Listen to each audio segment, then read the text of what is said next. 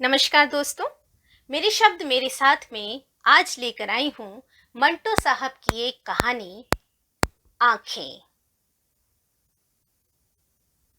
उसके सारे जिस्म में मुझे उसकी आंखें बहुत पसंद थीं। ये आंखें बिल्कुल ऐसी ही थीं जैसे अंधेरी रात में मोटर कार की हेडलाइट्स, जिनको आदमी सबसे पहले देखता है। आप ये ना समझिएगा कि वो बहुत खूबसूरत आंखें थीं। हरगिज नहीं। मैं खूबसूरती और बदसूरती में तमीज कर सकता हूँ, लेकिन माफ कीजिएगा, इन आंखों के मुआमले में सिर्फ इतना ही कह सकता हूँ कि वे खूबसूरत नहीं थीं। लेकिन इसके बावजूद उनमें बेपनाह कशिश थी। मेरी और उन आंखों की मुलाकात एक अस्पताल में हुई। मैं उस अस्पताल का नाम आपको बताना नहीं चाहता, इसलिए कि इससे मेरे इस अफसाने को कोई फायदा नहीं पहुंचेगा। बस आप यही समझ लीजिए कि एक अस्पताल था जिसमें मेरा एक अजीज ऑपरेशन कराने के बाद अपनी जिंदगी की आखिरी सांसें ले रहा था। यूं तो मैं तीमारदारी का कायल नहीं। मरीजों के पास जाकर उनको दम दिलासा देना भी मुझे नहीं आता, लेकिन अपनी बीवी के पहम इसरार पर मुझे जाना पड़ता कि मैं अपने मरने वाले अजीज को अपने खुलूस और मोहब्बत का सबूत दे सकूं। यकीन मानिए कि मुझे सख्त कोफ्त हो रही थी। अस्पताल के नाम से ही मुझे नफरत है, मालूम नहीं क्यों। शायद इसलिए कि एक बार बंबई में अपनी बूढ़ी हमसाई को, जिसकी कलाई में मोच आ गई थी, मुझे जे अस्पताल में ले जाना पड़ा था। वहां कैजुअल्टी डिपार्टमेंट में मुझे कम से कम 2.5 घंटे इंतजार करना पड़ा था। वहां मैं जिस आदमी से भी मिला, लोहे के मानिंद सर्द और बेहिस था। मैं उन आंखों का जिक्र कर रहा था जो मुझे बेहद पसंद थी। पसंद का मामला इनफिरादी हैसियत रखता है। बहुत मुमकिन है अगर आप ये आंखें देखते तो आपके दिलो दिमाग में कोई रद्दे अमल पैदा ना होता। ये भी मुमकिन है कि आपसे अगर उनके बारे में कोई राय तलब की जाती तो आप कह देते, निहायत वाहियात आंखें हैं। लेकिन जब मैंने उस लड़की को देखा तो सबसे पहले मुझे उसकी आंखों ने अपनी तरफ मुतवजा किया। वो बुर्का पहने हुए थी, मगर नकाब उठा हुआ था। उसके हाथ में दवा की बोतल थी और वो जनरल वार्ड के बरामदे में एक छोटे से लड़के के साथ चली आ रही थी। मैंने उसकी तरफ देखा तो उसकी आंखों में, जो बड़ी थी न छोटी, स्याह थी न भूरी, नीली थी न सब्ज, एक अजीब किस्म की चमक पैदा हुई। मेरे कदम रुक गए, वो भी ठहर गई। उसने अपने साथी लड़के का हाथ पकड़ा और बौखलाई हुई आवाज में कहा, तुमसे चला नहीं जाता? लड़के ने अपनी कलाई छुड़ाई और तेजी से कहा, चल तो रहा हूं, तू तो अंधी है। मैंने ये सुना तो उस लड़की की आंखों की तरफ दोबारा देखा। उसके सारे वजूद में मुझे सिर्फ उसकी आंखें ही थीं जो पसंद आई थीं। मैं आगे बढ़ा और उसके पास पहुंच गया। उसने मुझे पलके ना झपकने वाली आंखों से देखा और पूछा, एक्सरे कहाँ लिया जाता है? इत्तेफाक की बात है कि उन दिनों एक्सरे डिपार्टमेंट में मेरा एक दोस्त काम कर रहा था और मैं उसी से मिलने के लिए आया था। मैंने उस लड़की से कहा, आओ, मैं तुम्हें वहां ले चलता हूं, मैं भी उधर ही जा रहा हूं। लड़की ने अपने साथी लड़के का हाथ पकड़ा और मेरे साथ चल पड़ी। मैंने डॉक्टर सादिक को पूछा तो मालूम हुआ कि वो एक्सरे लेने में मसरूफ हैं। दरवाजा बंद था और बाहर मरीजों की भीड़ लगी थी। मैंने दरवाजा खटखटाया। अंदर से तेजो तुंद आवाज आई, कौन है? दरवाजा मत ठोको। लेकिन मैंने फिर दस्तक दी। दरवाजा खुला और डॉक्टर सादिक मुझे गाली देते देते रह गया। ओह, तुम हो? हाँ भाई, मैं तुमसे मिलने आया था। दफ्तर में गया तो मालूम हुआ कि तुम यहाँ हो। आ जाओ अंदर। मैंने लड़की की तरफ देखा और उससे कहा, आओ, लेकिन लड़के को बाहर ही रहने दो। डॉक्टर सादिक ने हौले से मुझसे पूछा, कौन है ये? मैंने जवाब दिया, मालूम नहीं कौन है, एक्सरे डिपार्टमेंट को पूछ रही थी। मैंने कहा, चलो मैं लिए चलता हूं। डॉक्टर सादिक ने दरवाजा और ज्यादा खोल दिया। मैं और वो लड़की अंदर दाखिल हो गए। 4-5 मरीज थे। डॉक्टर सादिक ने जल्दी जल्दी उनकी स्क्रीनिंग की और उन्हें रुखसत किया। इसके बाद कमरे में हम सिर्फ 2 रह गए, मैं और वो लड़की। डॉक्टर सादिक ने मुझसे पूछा, इन्हें क्या बीमारी है? मैंने उस लड़की से पूछा, क्या बीमारी है तुम्हें? एक्सरे के लिए तुमसे किस डॉक्टर ने कहा था? अंधेरे कमरे में लड़की ने मेरी तरफ देखा और जवाब दिया, मुझे मालूम नहीं क्या बीमारी है। हमारे मोहल्ले में एक डॉक्टर है, उसने कहा था कि एक्सरे लो। डॉक्टर सादिक ने उससे कहा कि मशीन की तरफ आए। वो आगे बढ़ी तो बड़े जोर के साथ उससे टकरा गई। डॉक्टर ने तेज लहजे में उससे कहा, क्या तुम्हें सुझाई नहीं देता? लड़की खामोश रही। डॉक्टर ने उसका बुर्का उतारा और स्क्रीन के पीछे खड़ा कर दिया।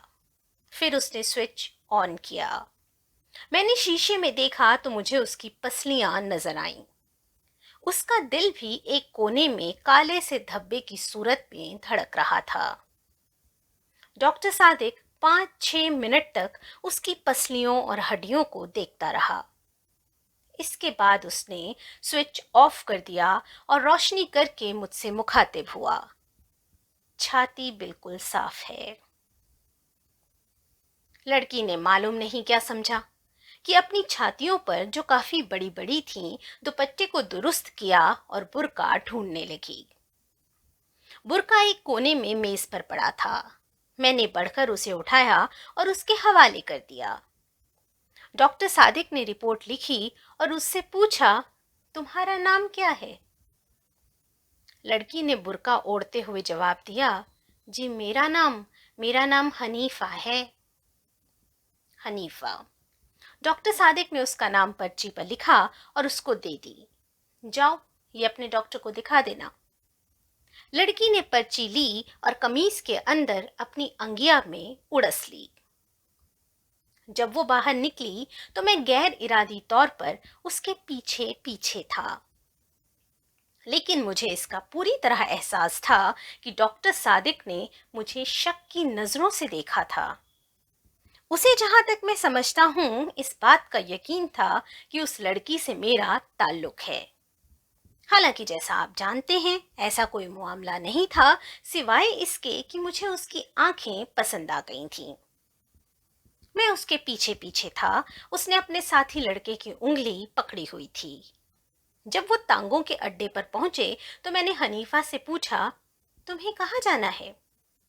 उसने एक गली का नाम लिया तो मैंने उससे झूठ मूठ कहा, मुझे भी उधर ही जाना है, मैं तुम्हें तुम्हारे घर छोड़ दूंगा। मैंने जब उसका हाथ पकड़कर तांगे में बिठाया तो मुझे महसूस हुआ कि मेरी आंखें एक्सरेज का शीशा बन गई हैं। मुझे उसका गोश्त पोस्त दिखाई नहीं देता था, सिर्फ ढांचा नजर आता था। लेकिन उसकी आंखें, वो बिल्कुल साबितो सालिम थीं, जिनमें बेपनाह कशिश थी। मेरा जी चाहता था कि उसके साथ बैठूं, लेकिन ये सोचकर कि कोई देख लेगा, मैंने उसके साथी लड़के को उसके साथ बिठा दिया और आप अगली नशिस्त पर बैठ गया। मैं सादत हसन मंटो हूं। मंटो? ये मंटो क्या हुआ? कश्मीरियों की एक जात है। हम भी कश्मीरी हैं। अच्छा, हम कुंगदाइस हैं। मैंने मुड़कर उससे कहा, ये तो बहुत ऊंची जात है। वो मुस्कुराई और उसकी आंखें और ज्यादा पुरकशिश हो गईं। मैंने अपनी जिंदगी में बेशुमार खूबसूरत आंखें देखी थीं, लेकिन वो आंखें जो हनीफा के चेहरे पर थीं, बेहद पुरकशिश थीं। मालूम नहीं उनमें क्या चीज थी जो कशिश का बाइस थी। मैं इससे पेशतर अर्ज कर चुका हूं कि वो कतन खूबसूरत नहीं थीं, लेकिन इसके बावजूद मेरे दिल में खुब रही थीं। मैंने जसारत से काम लिया और उसके बालों की एक लट को, जो उसके माथे पर लटक कर उसकी एक आंख को ढांप रही थी, उंगली से उठाया और उसके सर पर चस्पा कर दी। उसने बुरा ना माना। मैंने और जसारत की और उसका हाथ अपने हाथ में ले लिया। इस पर भी उसने कोई मुजाहमत ना की और अपने साथी लड़के से मुखातिब हुई। तुम मेरा हाथ क्यों दबा रहे हो? मैंने फौरन उसका हाथ छोड़ दिया और लड़के से पूछा, तुम्हारा मकान कहाँ है? लड़के ने हाथ का इशारा किया, उस बाजार में। तांगे ने उधर का रुख किया। बाजार में बहुत भीड़ थी, ट्रैफिक भी मामूल से ज्यादा। तांगा रुक रुक कर चल रहा था। सड़क में चूंकि गड्ढे थे, इसलिए जोर के धचके लग रहे थे। बार बार उसका सर मेरे कंधों से टकराता था और मेरा जी चाहता था कि उसे अपने जानू पर रख लूं और उसकी आंखें देखता रहूं। थोड़ी देर के बाद उनका घर आ गया। लड़के ने तांगे वाले से रुकने के लिए कहा। जब तांगा रुका तो वो नीचे उतरा। हनीफा बैठी रही। मैंने उससे कहा, तुम्हारा घर आ गया है। हनीफा ने मुड़कर मेरी तरफ अजीबो गरीब आंखों से देखा। बदरू कहाँ है? मैंने उससे पूछा। कौन बदरू? वो लड़का जो मेरे साथ था। मैंने लड़के की तरफ देखा जो तांगे के पास ही था। ये खड़ा तो है। अच्छा, ये कहकर उसने बदरू से कहा, बदरू मुझे उतार तो दो। बदरू ने उसका हाथ पकड़ा और बड़ी मुश्किल से नीचे उतारा। मैं सख्त मुतहयर था।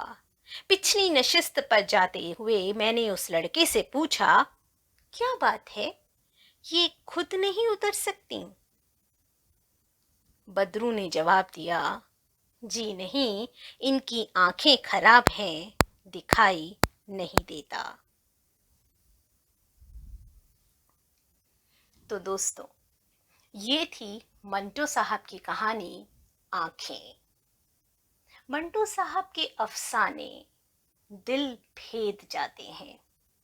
जानते हैं क्यों?